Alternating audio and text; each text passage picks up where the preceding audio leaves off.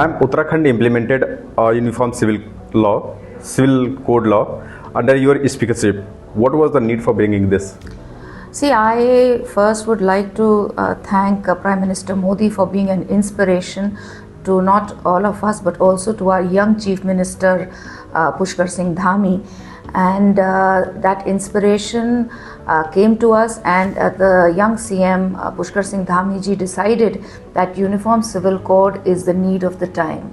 You've asked me why is it need of the time? I believe that in India, where there are many religions, there are many castes, and of course there are classes also. Yeah. If you look at the religions, caste as well as class, the weakest link is always the woman. Whether it is property rights, she bears the brunt. If it is a divorce, she bears the brunt. If it's a live-in relationship, she bears the brunt.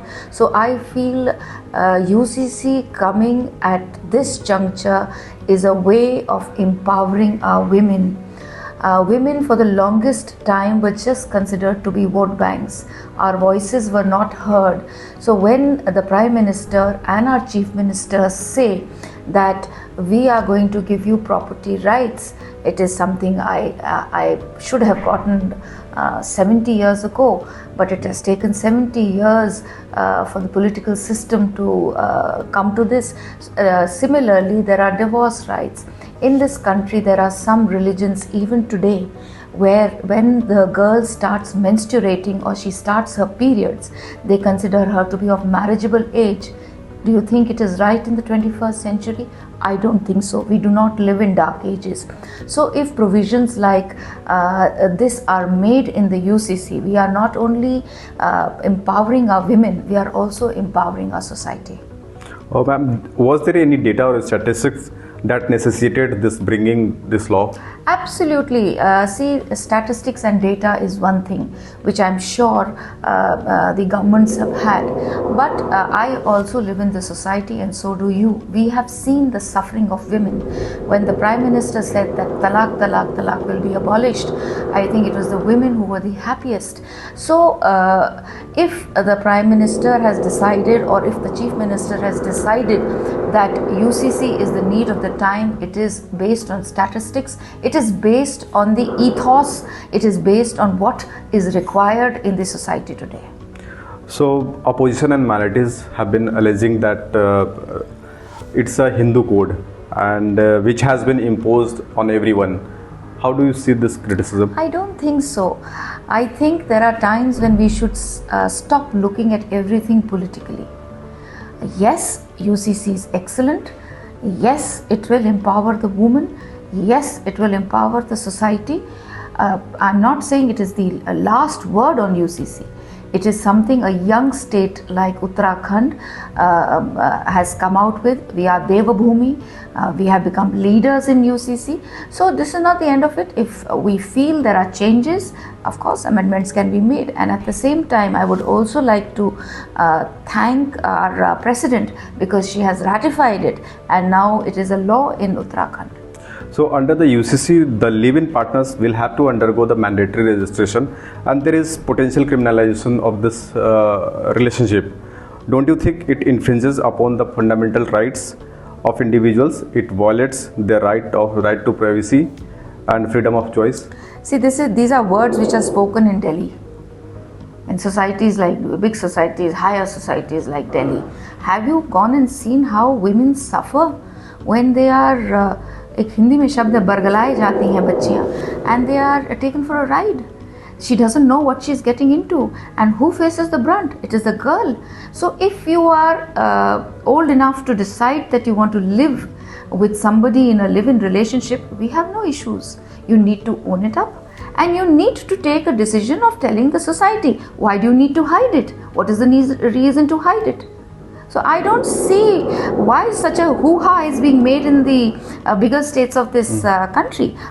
go to the villages and see how difficult it is for young women, how they are taken for a ride, how they are taken, and then they live with these people, these young boys, and then they just run away, change their religion, get into a live-in relationship, and then just leave them high and dry. So I do not think there is any infringement on privacy. If you are young enough, if you are old enough to say, I want to live in a live-in relationship, this is 21st century. Please tell your parents. Please tell everybody that I want to live in a live-in relationship. What is wrong with it?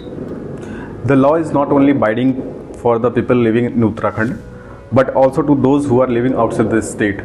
So how would this mechanism work? See, this is for women, for citizens of Uttarakhand. Whoever marries a Uttarakhand girl or a boy, it is a decision that they will have to take, and then they will have to inform.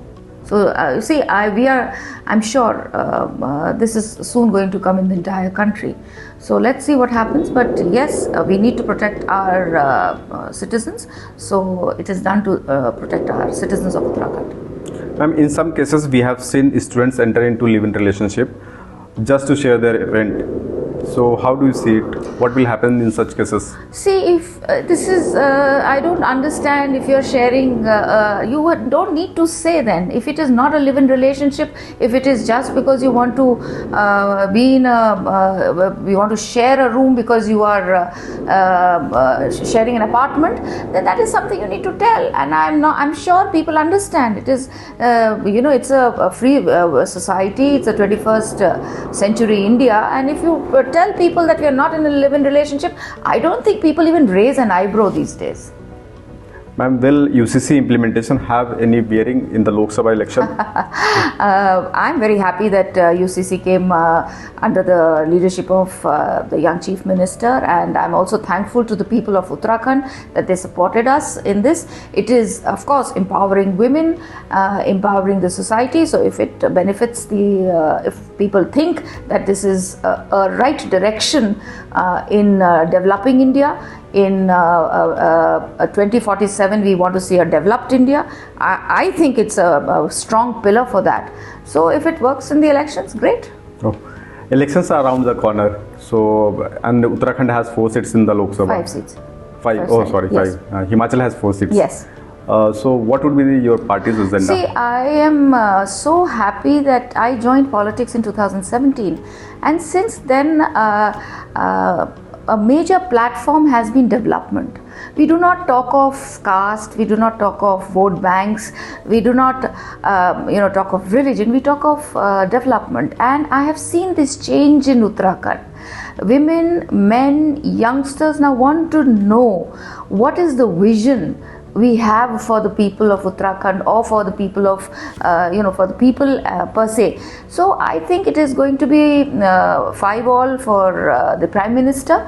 The Prime Minister is going to win all the 5 seats in Uttarakhand, not because he is the Prime Minister of this country, but because he has worked for every part of the society in Uttarakhand, whether it is women, whether it is tribal, whether it is youngsters, whether it is old people, whether it is kisans, whether it is helping or empowering women through self-help groups. He has touched every heart, he has touched every part of Uttarakhand.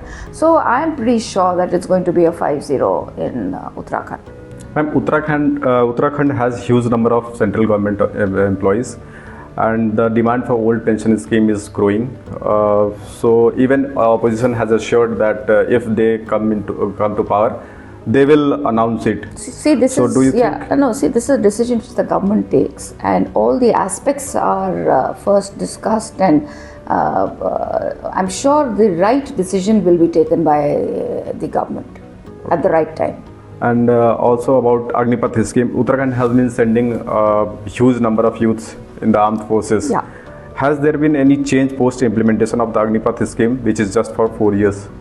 See, I come from an army background, and I keep telling people that if I am getting an opportunity to be in the army for 4 years, in my formative years, I'm not going at the age of 40, I'm going at a very young age. In those formative years, if I am able to get a certain lifestyle which will help me build my future, whether it is discipline, whether it is being connected to the country, whether it is working for the country, whether it is seeing different parts of the country. So army gives you a well-rounded personality. It develops you. It helps you become a much better citizen. So if in those 4 years I am able to get that and also get some salary, I am appreciative of the Agniveer scheme, and I would of course there are people who say that it is only for 4 years, but if you do well, you will be taken in, absorbed in the forces, but I still feel those 4 years we need to understand are to build character of citizens of future India. Ma'am, how do you view Rajnath Singh recently said that he is open to reviewing the Agnipath scheme? How will it impact aspirants from your state?